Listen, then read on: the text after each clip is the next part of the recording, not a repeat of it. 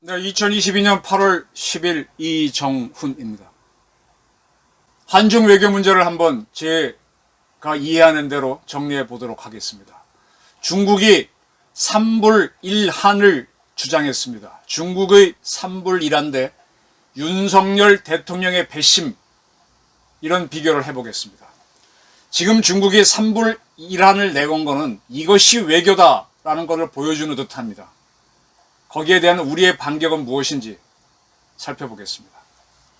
중국이 3불1한을 내건 거는 우리가 취포에 참여하겠다라는 것에 대한 보복으로 보입니다. 그렇게 보는 사람들이 많습니다. 그런데 저는 그렇지 않습니다. 취포의 보복 그 이상이다. 네, 그 이상이다. 이렇게 보입니다. 8월 9일 날 삼동성 칭따오, 우리가 좋아하는 중국 맥주 칭따오, 청도죠 한자로. 거기에서 중국 외교부장 왕이하고 우리의 외교부 장관 박진 두 장관이 한중 외교장관 회담을 가졌습니다. 여기에서 몇 가지 서로 합의한 게 있고요. 서로 합의해서 발표한 게 있고 서로 각자의 의견을 발표한 게 있습니다. 그 전에 난관표 씨하고 중국의 외교부 부장 조리가 만나서 그 사드 문제를 논의할 때도 각자가 자기 의견을 얘기한 게 있고 서로 합의한 게 있다고 제가 설명드렸었죠. 합의한 거에 의하면 3불은 한중 간에 합의된 게 아닙니다. 한중 간에 합의됐던 거는 북핵의 평화적 해결이었다고 제가 설명드렸었죠. 그래서 이 한중 장관 회담에도 서로 합의해서 발표한 게 있고 각자 이야기한 게 있습니다. 각자 이야기한 걸 하나 제가 우리 측 발표를 토대로 설명드릴게요. 박진 장관은 북한이 끝내 도발을 감행할 경우 유엔을 비롯한 국제사회가 단합하여 단호하게 대응해야 한다는 점을 강조했다. 이 표현은요, 잘 보셔야 돼요. 유엔을 비롯한 국제사회가 단합하여 단호하게 대응. 이거 북한은 치자는 얘기를, 공격하자는 얘기가 될 수 있습니다. 여기에 대해서 이거는 박 장관은 우리의 의견만 얘기한 거고, 왕이 중국 외교부 장관 뭐라 그러는가 하면 중국이 한반도 평화를 위해서 가능한 노력을 계속해 나갈 것이다. 중국은 한반도의 평화를 강조합니다. 한반도에서 북한이든 우리든 전쟁의 유사한 형태는 하지 말라라는 것을 자기는 방점을 두는 거니까 이 문제에 대해서는 서로 합의가 안 되는 거죠. 각자 얘기를 한 겁니다. 그 다음에 뭐 여러 가지가 있는데 그건 건너뛰고 핵심 사항을 말씀드리겠습니다. 오늘 중국 외교부가 우리 외교부도 그렇고 매일같이 기자들을 상대로 외교 브리핑을 합니다. 우리도 하고 중국도 합니다. 왕원빈 중국의 외교 대변인이 여자도 있고 여러 명이 있는 모양이에요. 뭐 그것까지 제가 모르는데 왕원빈 씨가 이번에 나와서 이런 연합뉴스 대한민국 연합뉴스 기자가 질의합니다. 연합뉴스 기자가 질의할 때는 사실은 제가 해석입니다. 연합뉴스 기자가 한중 외교장관 회담에서 나온 걸 다 꿰뚫을 수는 없을 텐데 이런 질문을 한 거는 우리 외교부에서 이렇게 물어봐라라고 전 줬다고 봅니다.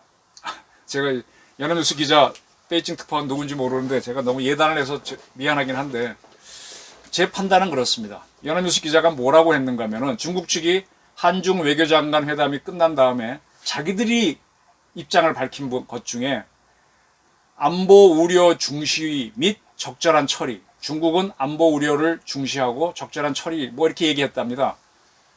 그 의미가 뭐냐? 그러니까 우리 측도 이제 중국이 일방적으로 발표한 거에서 그 의미가 정확히 해석이 안 되니까 연합뉴스 기자를 통해서 물어본 게 아니냐는 게 저희 해석입니다.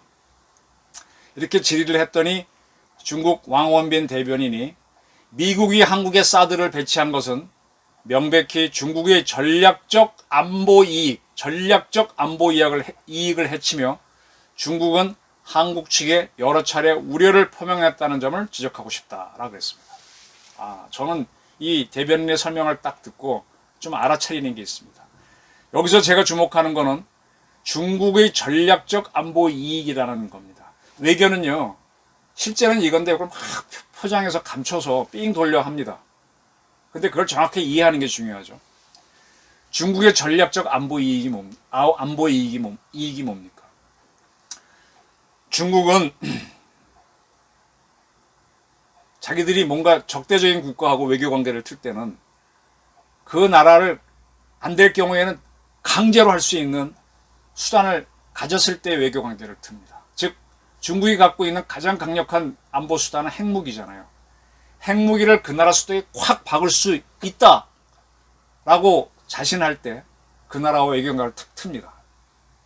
러시아도 그렇고요. 즉 중국의 전략적 안보 이익은 대한민국하고 지금 복교를 해서 30년째 외교 관계를 맺고 있죠.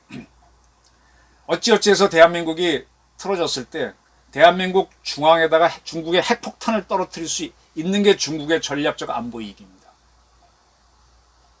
이걸 해치는 거는 반대한다 이거예요.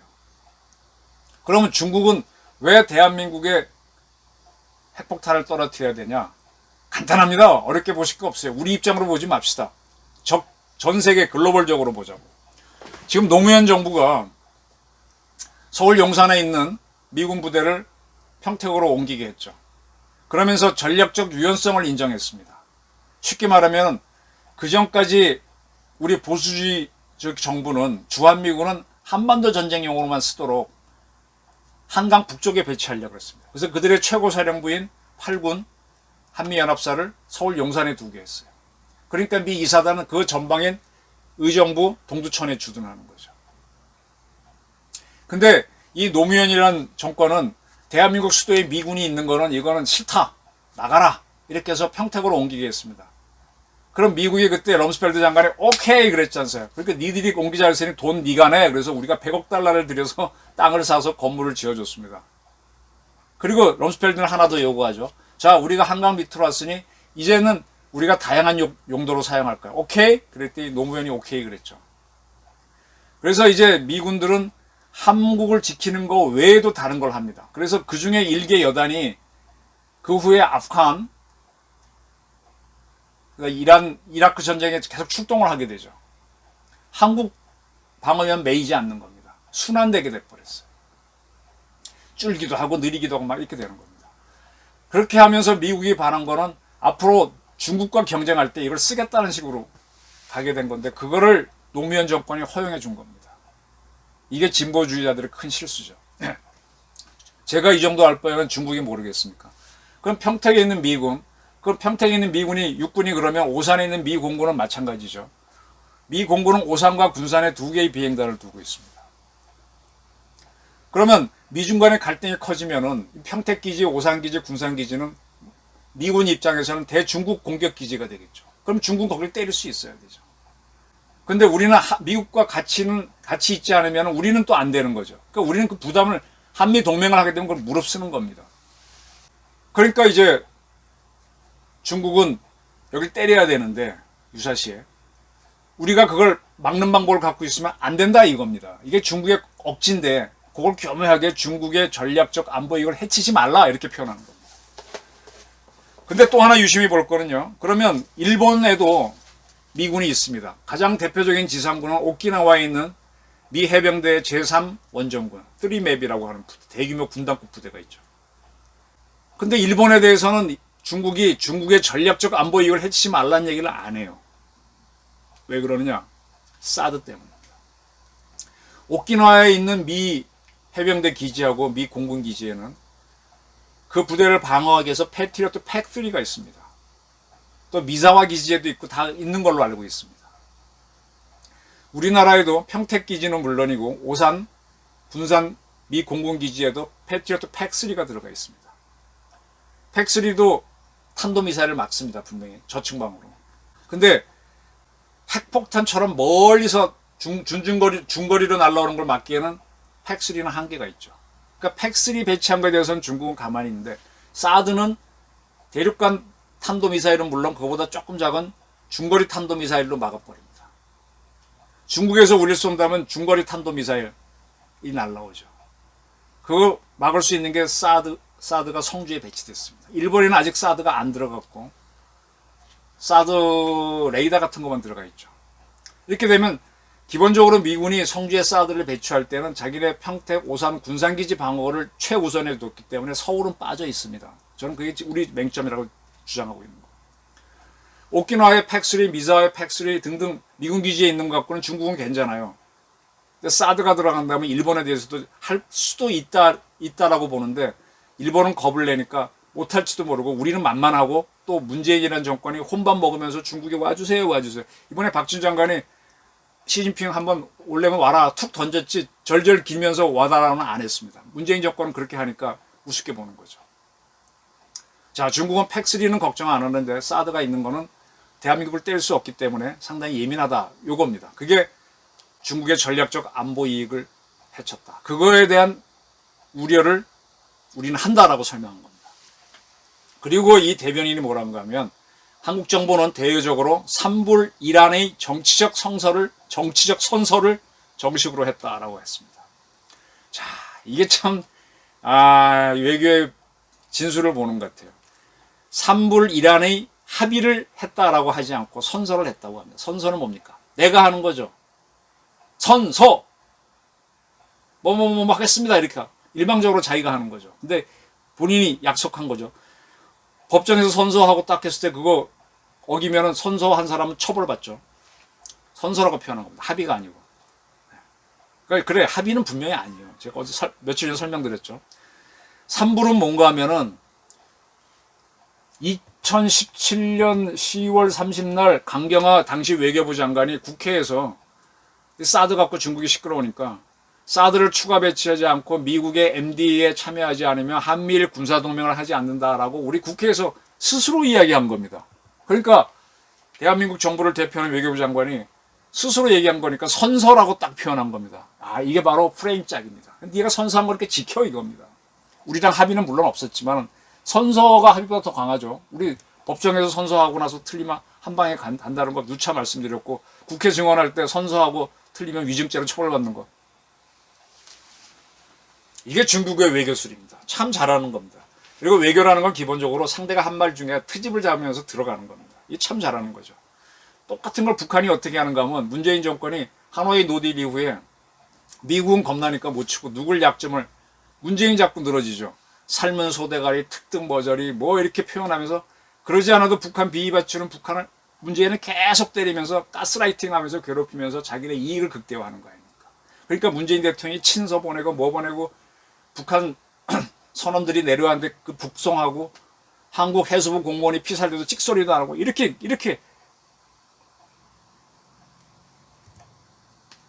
북한은 작전적으로 하는데 우리는 순진하게 나갔던 거죠. 이게 문제입니다. 문재인 정권이 외교를 무지하게 못했어요. 이스라엘은 어떻게 하느냐?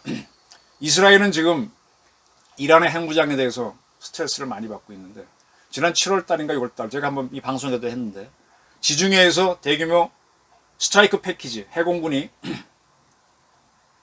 대규모 편대 비행을 하면서 때리는 훈련을 했어요. 이란을 때리겠다는 거죠. 핵 시설을. 그러면서 국제사회가 이란의 핵무장을 막지 않으면 우리는 치겠다 하면서 국제사회한테 협박을 하는 겁니다. 근데 우리는 계속, 이건 박진 장관도,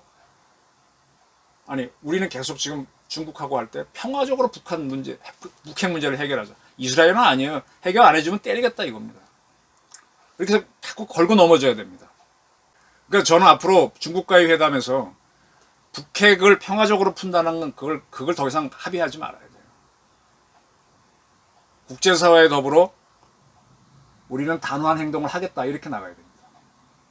그리고 중국이 저렇게 딱 선서했지 않느냐가 나올 때 바로 역경을 해야 돼요. 그 역공을 하려면은 우리의 무력 수단이 있어야 됩니다. 그래서 무력의 뒷받침이 없는 외교는 굉장히 공허한 겁니다. 옛날 이라크가 미국하고 싸울 때 뉴욕 워싱턴 유엔 주재 이라크 대사가 굉장히 많은 외교적 말을 잘했는데 워낙 군사력에서 미국한테 깨지니까 나중에 그 친구 미국으로 투항해 버렸죠. 힘이 없는 외교는 허망한 겁니다. 우리는 무력을 갖춰야 됩니다. 지금 핵 추진 잠수함하고 한국형 항모를 갖는 거에 대해서 윤석열 정부가 상당히 헤매고 있는데 그거 갖춰야 됩니다. 자, 이 대변인이 이런 얘기했어요. 중국은 당시 한국이 사드를 배치할 때 여러 가지 설명을 했죠. 당시 중국은 한국 정부의 입장을 중시해 한국 측에 양해를 했고 중한 양측은 단계적으로 원만하게 사드 문제를 처리했다라고 했습니다. 그래, 한국 측에 양해를 해줬다. 그러니까 그때 그리고 나서 이제 강경화가 얘기했던 것이 사드 추가 배치 안 하고 미국의 MD에 안 들어가고 한미일 군사동맹을 안 한다. 한미일 군사동맹은 하기 어렵죠. 왜냐하면 일본은 미국 외에 어떤 나라하고는 군사동맹을 못하도록 되어 있으니까 군사협력 정도만 할 수 있죠. 근데 지금 북한에게 저렇게 올라가면은 우리는 사드가 추가로 배치해야 돼요. 사드급 무기, 에로가 필요하든지. 그 다음에 미국의 MD에 들어가는 게 굉장히 이익입니다. 이거를 중국이 니들이 선수한 걸, 중국은 대한민국이 이렇게 선수한 걸 우리 양해했으니 지켜라. 이런 압박입니다. 그리고 하나의 한계를 얘기합니다. 한계가 뭔가 하면 사드 운영을 제한하는 건데, 그때 문재인 정권은 이 사드는 북한의 핵에 대응하는 것이다. 그 외의 목적은 없다라 그랬는데 그걸로만 사용하라는 겁니다. 한을 지켜라. 중국이 쏘는 ICBM, MRBM은 맞아라 이겁니다. 어떤 경우는 그런 일이 언젠가 올 수도 있죠. 근데 평택에는 미군이 있고 미군이 주둔하도록 평택으로 가도록 만들어 건 노무현 정권입니다. 자, 중국 처지에서 보면은요, 1963년도에 쿠바 핵 미사일 위기가 굉장히 심각했습니다. 그 위기가 왜 생겼습니까? 미국과 소련이 큰 냉전이 치열해집니다. 60년대 초반에 다시 한국전쟁 치르고 나서 그때 미국이 모스크바에 가까운 서독하고 터키 이쪽에다가 ICBM이 그때는 아직 제대로 개발이 안 됐는데 중거리 탄도미사일을 핵미사일을 쫙 배치합니다. 나토 동맹국이니까. 근데 모스크바 소련선은 미국 때리기엔 너무 멀잖아요. 그러니까 자기네 같은 공산국가인 미국 밑에 있는 쿠바에 배치를 하는 거예요. 거기에 대해서 미국이 오지마 하면서 핵전쟁 위기로 가는 거죠. 결론 이게 쿠바 핵 미사일 위기입니다. 핵전쟁이 나냐 안 나냐 이랬을 때 결국은 이제 소련도 쿠바에 미사일 배치하는 걸 포기하는 대신에 미국도 터키하고 서독에 있던 핵미사일을 빼내죠. 그렇게 해서 그 핵미사일 위기가 한 번 넘어갑니다. 중국 처지에서 대한민국하고 대만은 쿠바 같은 존재입니다. 미국의 쿠바 같은 존재. 소련의 입장에서는 뭐라 그럴까? 서독이나 터키 같은 존재죠. 거기에 사드가 배치되어 있거나 사드가 있으면 필요하면 또 미국이 중국 때릴 수 있는 중거리 탄도미사일 할 수 있죠. 현재 미국은 중거리 탄도미사일 없어요. 왜냐? 그 중거리 탄도미사일 협정 INF에 따라서 미국은 ICBM하고 W-61인가 비행기에서 투하하는 핵폭탄만 갖고 없앴는데 지금 미국이 INF를 러시아와 함께 파기했습니다. 중거리 탄도미사일 만들 수 있어요. 만들면 어디 배치합니까? 중국을 겨냥한다면 인도가 동의해 준다면, 그 다음에 베트남 동의해 준다면, 근데 좀 어렵겠죠, 공산국. 그 다음에 대한민국에 배치하면 베이징이 제일 가까운 거리죠. 그 다음에 일본, 그 다음에 조금 후방이면 괌, 이렇게 되는 거죠. 그런 사태를 막기 위해서라도 사드에 대해서 계속 시비를 걸어야 돼요. 그러니까 너희 사드는 기본적으로 북한용이니까 거기에 한정해라라는 압박을 딱 넣는 겁니다. 자, 쿠바 미사일 위기하고 설명드렸고, 또 76년도에 또 미소가 또 대립으로 갑니다. 그때 미국은 서독에 중거리 탄도미사일 퍼싱2를 배치하고 소련은 동독에 SS-20 탄도미사일 중거리를 배치합니다. 그러면서 둘이 탁 가다가 힘대결로 가면서 그 와중에 터져나오는 게 뭡니까? 이란이 혁명이 일어나서 팔레비가 쫓겨나고 무슬림 정권이 들어서고 아프가니스탄에서 소련군이 침공하고 막 이렇게 냉전 싸움이 벌어지는 거죠. 그리고 결과는 어떻게 되느냐? 미국이 한 15년 싸움에서 이겨갖고 소련이 붕괴되고 동유럽 공산국가가 와해되고 유럽 냉전이 끝나게 되는 거죠. 지금 그와 비슷한 싸움이 지금 미중 간에 벌이고 있는 겁니다. 핵전쟁으로 갈 수도 있지만 가지 않고 끝까지만 경쟁할 겁니다. 중국은 이걸 투이 불파 싸우는데 파괴까지는 안 한다. 그러니까 중국도 입싸움에서는 끝까지 갈 겁니다. 이렇게 이제 서로 무력대결을 할 때 미국은 그때 MD를 딱 해갖고 소련이 쏘는 미사일을 무용지물로 만드니까 걔네가 무너지는 거죠. 따라가다가 경제력으로 못하니까 무너지는 거죠. 중국을 그렇게 유도하고 있는 거죠. 그러니까 이게 상당히 오랜 싸움이 갑니다. 한 10년 정도 갈지 중국이 소련보다 약해서 빨리 무너질지 모릅니다. 근데 지금 소련에 대해서 유럽에서 보게 되면요, 서독이나 영국, 프랑스 이런 나라들은 거의 동급으로 막 대합니다. 또 하나가 터키입니다. 터키는 과거에 오스만 투르크의 터키가 아니라 뚜르키예라 그러는구나 요즘. 뚜르키예는 이게 오스만 터키의 추억이 있고 영광이 있어갖고 소련하고 러시아하고 동급으로 놉니다. 그리고 소련의 흑해 함대가 지중해로 나오거나 또는 러시아의 발틱 함대가 쭉 대서양을 돌아 지중해를 돌아서 흑해로 들어가려면 흑해 그 보스포러스 해협을 지나야 되는데 그 해협 양쪽은 터키 땅이에요. 터키가 막으면 못 지나갑니다. 터키 실제로 막고 있어요. 그래서 지금 우크라이나 전쟁을 하는데 소련이 러시아가 추가 함대를 흑해로 못 집어넣어요. 흑해에 있는 함대가 지금 사령함 또 격침당하고 해서 고전하고 있거든요. 터키가 러시아 알기를 우습게 합니다. 터키는 저도 한번 가봤지만 우리보다 훨씬 못 삽니다. 터키는 러시아 비행기가 자국에 들어오면요 쏴버려요. 지난번에 쐈었어요. 격추됐어요. 근데도 러시아가 뭐 어떻게 못합니다. 근데 대한민국은 훨씬 터키보다 강력한데도 중국한테 설설겨요. 특히 문재인. 우리가 중국을 다루는 방법은 거칠게 다뤄야 됩니다. 터키처럼. 우리는 지금 국력이 서독이나 영국이나 프랑스, 이탈리아 수준에 와 있습니다. 일본은 더 큰 나라고요. 우리랑 1인당 GDP는 비슷하지만 인구가 많으니까. 그럼 중국한테 전혀 밀릴 이유가 없는데 설설 기고 있어요. 서해 동경 124도 선을 중국 해군이 우리 해경함과 해군함이 못 넘어오도록 막고 있는데 무시하고 들어가야 됩니다. 공해인데 네가 왜 막아 인마 이러면서. 이게 구단선이야? 이러면서. 중국이 이렇게 하면서 이렇게 딱딱 이제 우리를 외교적으로 얽어매는데 네가 선서하지 않았느냐 뭐 이렇게 하면서 니들이 하겠다는 우리 양해했으니 지켜라 이렇게 하는 거예요. 아니다 이렇게 웃기고 있네. 그건 우리가 선서한 게 아니고 우리가 그때 얘기한 건데 이제 바뀌었어. 그리고 니들 북한 핵 해결 안 해? 그럼 우리는 모든 수단을 다 쓸 거야. 이렇게 해야죠. 문재인 대통령이 참 문제인 거는요. 그거 대통령 취임한 게 17년 5월 달이었죠. 2달 후 북한이 그때 화성 15인가 뭐 쐈어요. 7월 28일 날 쐈어요. 자강도 일대에서 쏘니까 그때 문 대통령은 그때 사드가 발사대가 6대가 들어오는데 사드 잔여 발사대 4기 배치를 포함해서 신뢰성 있는 확장 억제력을 확보하는 방안을 미국과 적극 협의하라고 지시했습니다. 이미 임시 배치된 발사대 2기는 신속히 진행하고 잔여 발사대 4기는 빨리 배치하라. 이런 지시를 내렸거든요. 이래놓고 이게 배치되고 난 다음에 중국하고 관계 틀리니까 또 이걸 환경영향 평가를 자기 정권 퇴임할 때까지 안 합니다.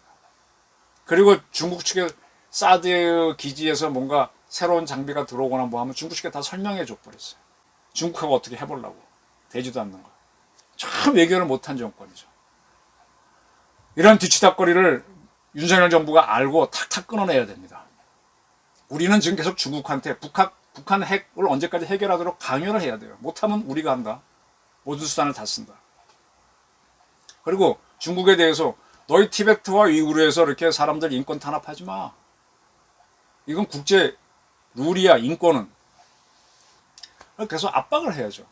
지금 왕이가 박진 장관한테 압박을 했는데 박진 장관은 뭐 강경화 이런 사람하고 조금 다른 것 같아요. 자, 이런 싸움이 오래 계속되다 보면은 동북아에 있는 대만, 일본, 한국이 미국과 더불어 하나의 준 군사 동맹이 될 겁니다. 대만도 이제 중국 원차이나를 미국이 인정했기 때문에 군사 동맹을 하기는 어렵고 일본은 못하는 나라고 우리는 할 수 있는 나라지만은 이렇게 좀 비슷하게 만들어지고 여기에 호주가 들어오면서 동북아판 나토 비슷한 게 만들어질 거라고 저는 봅니다. 이런 것이 예측된다면은 우리 윤석열 대통령은 배심이 있어야죠. 중국에 대해서 딱딱 뜨고 나가야죠. 진짜 우리 김성한 국가안보실장이라든지 박진 외교부 장관, 또 이종석 국방부 장관, 또 국정원장이 중요한 역할을 해야 될 때입니다. 중국의 산불이란 주장대 윤석열의 배심, 오늘 제가 설명을 드렸습니다. 중국이 현란한 외교수를 보이는데 여기에 우리가 현란하게 반격을 가하면서 그 외교의 뒷받침은 무력으로 하는 겁니다. 무력을 키워라. 저희 해석과 주문이었습니다. 경청해 주셔서 감사합니다.